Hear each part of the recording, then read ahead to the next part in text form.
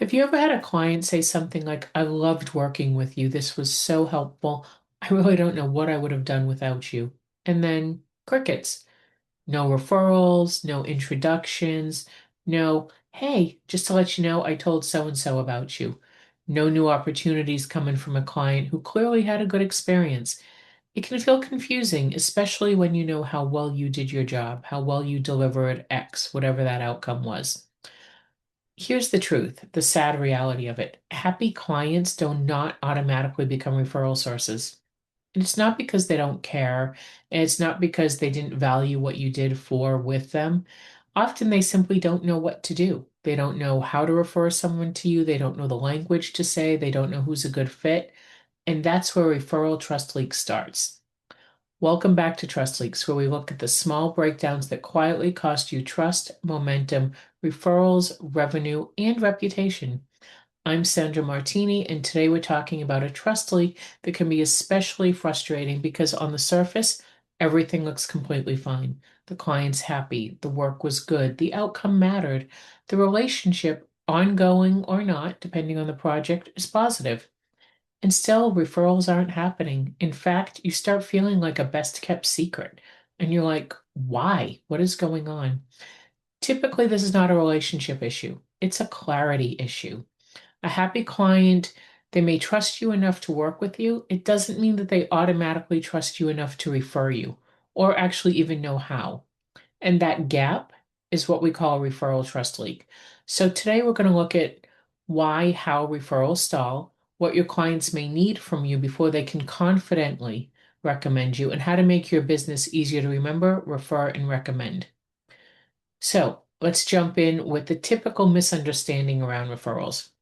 A lot of business owners assume that all you have to do is good work, and naturally you're going to get referrals. I know I did this for years and years. And yeah, of course, good work matters. It's the baseline, it's the kind of minimum in order to get into this world at all. It creates satisfaction, appreciation, trust builds. Yet referrals require something more because not only are they a compliment. Hey, my work with Susie went really well. Yeah, that's easy. The compliment is easy. It's also a social risk. When someone refers you, they're putting their judgment, their credibility, their relationship with that person on the line. They're essentially saying, I trust this person enough to connect them to somebody that I care about.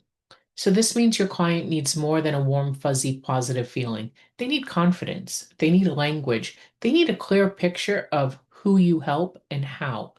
They need to understand what kind of problem should make them think of you.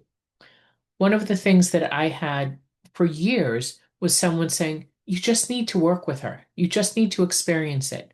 While that is incredibly lovely, and very complimentary, it says nothing about what I do. Okay. They need to feel safe making the introduction. And when any of these things are missing, even your happiest clients are going to hesitate because they don't have the wherewithal, they don't have the language to know that they're going to be making a good referral, and they don't know how to go about it. It's not that they doubt you, it's because there's not a clear referral path. So let's really look at the reasons why happy customers, happy clients don't send people your way. First, they can't clearly understand what you do. And it happens more often than business owners realize. You might have the expertise, you might solve layered problems, you may put the puzzle pieces all together. You might customize your work for everybody. And you may have a business that is hard to summarize in one sentence. Okay? All of these can be a strong strength during delivery. It can also become a very hard weakness when someone tries to refer you. If they have to explain all of that, they're likely going to say nothing at all. And the second reason is that they don't know who's a good fit. They know you help them, yay, yet they may not know whether you help people like their friend, their colleague, their client, their business contact. They might wonder, is this person too small? Are they too big? Are they too early? Is it the right kind of problem for her? Would she even want this referral, or would she feel she has to take it because of our relationship? When the fit's unclear, people hesitate. And third, They don't know what trigger to listen for. They don't know what problem to listen for. And this is a big one because referrals often happen in everyday conversation. Someone will say, I'm so overwhelmed. I need to get organized. My clients keep asking me the same questions. I feel like I'm doing everything myself. We're growing, and I'm starting to feel like things are falling between the cracks. If your client doesn't know which words, which problems, or moments should make them think of you, they're going to miss the opportunity entirely. And the fourth reason, they don't know how to introduce you. I know that sounds small, but it's not.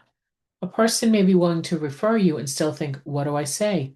Should I email both people? Should I send a link? Should I ask permission? Does she even want referrals? Do I sound pushy? When the next step feels awkward, referrals get delayed and or dropped.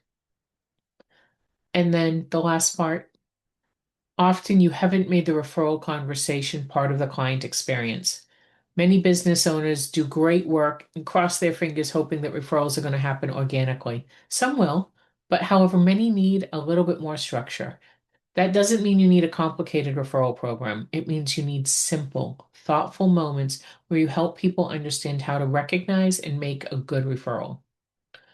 So, what's the actual trust leak? Because this is the Trust Leaks podcast and we talk about trust leaks. What's the actual trust leak here?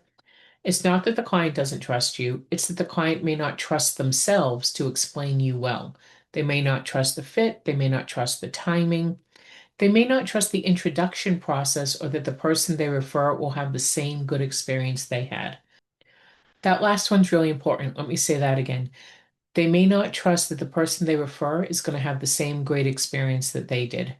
Consistency helps create referral confidence. If your client experience is thoughtful, clear, repeatable, then people feel safe referring you. After all, it's social risk for them. If the experience felt valuable to them, yet also hard to explain, highly customized, unclear, or dependent on a lot of invisible work, stuff you were busy behind the scenes doing, but they don't really know about it, they may appreciate you deeply and still not know how to share you. This is why referrals are so intimately connected to credibility. It's not enough to be good.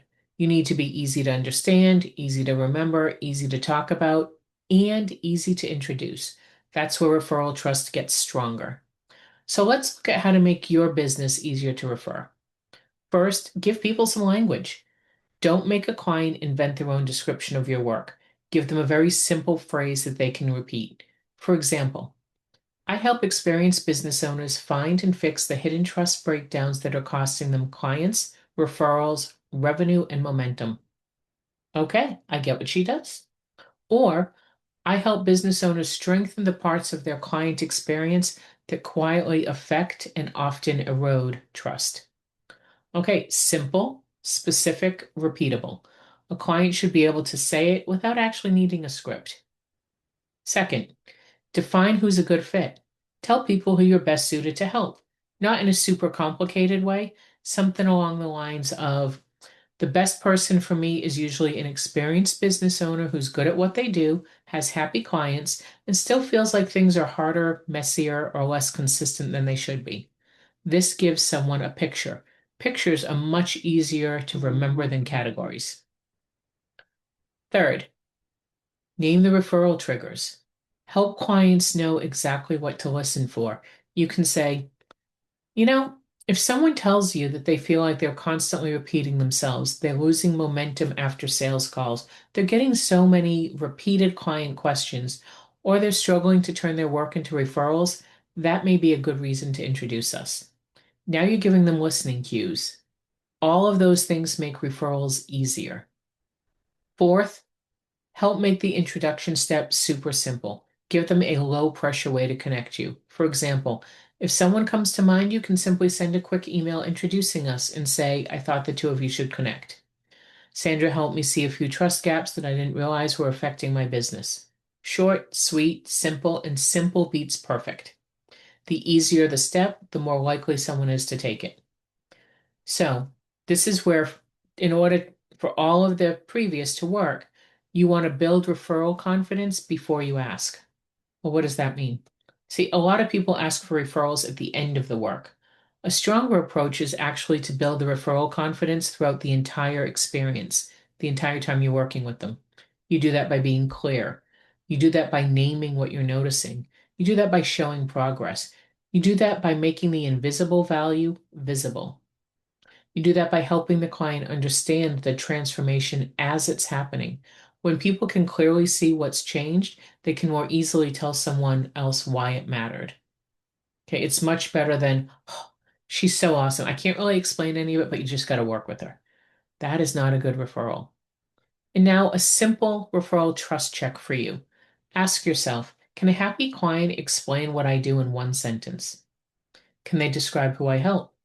Could they recognize a good fit referral in a normal conversation? Can they easily introduce me without having to think too hard or use the, you just got to experience it? Can they explain why working with me made a difference? And if the answer is no, not sure, or maybe, you likely have a referral problem. And it's not that it's due to work, it's due to the fact that you have a clarity problem, and clarity is fixable. This is exactly the type of hidden breakdown the Trust Leaks Diagnostic is designed to help you spot. Because most trust leaks, they don't look dramatic at first. They show up as little things, little niggly things, and then more, and they start slowly compounding. Fewer referrals than you expected, prospects who seemed interested and yet lose momentum, clients asking questions you thought you already answered, people appreciating your work and yet still not clearly understanding how to talk about it, delivery feeling harder than it should, follow through depending too much on memory. You can see there's many different categories here, and the Trust Leaks Diagnostic helps you identify where those breakdowns may be happening across several different categories in your business. It's a simple way to stop guessing and start seeing where trust may be leaking in your business. If you've been thinking, I know I'm good at what I do, so why isn't that turning into more momentum, referrals, or revenue? This is a strong next step. Take the Trust Leaks Diagnostic and get a clearer picture of where trust may be slipping through the cracks in your business. It's complimentary, and you can go ahead and take it at trustleaks.com. Trust, Leaks.com. See, the biggest takeaway from today is this. Happy clients, they're not always referral ready clients. They may value you, they may trust you, they may even appreciate the work, and still, they might need more clarity before they can confidently send someone your way. Your job is not to pressure people for referrals. Ooh, nobody likes that energy. Your job is to make your business easier to understand, easier to remember, easier to talk about, and easier to introduce. That's how you close a referral trust leak. And one of the simplest ways to turn good client experiences into stronger visibility, stronger credibility, and more of the right people finding the way to you. Thanks for listening to Trust Leaks. If this episode made you think of a client, colleague, or business friend who does great work and still wonders why referrals aren't happening, momentum is slipping, please share this episode with them. And when you're ready to find the hidden trust leaks in your own business, you can take the complimentary Trust Leaks Diagnostic at trustleaks.com. I'm looking forward to see you next time.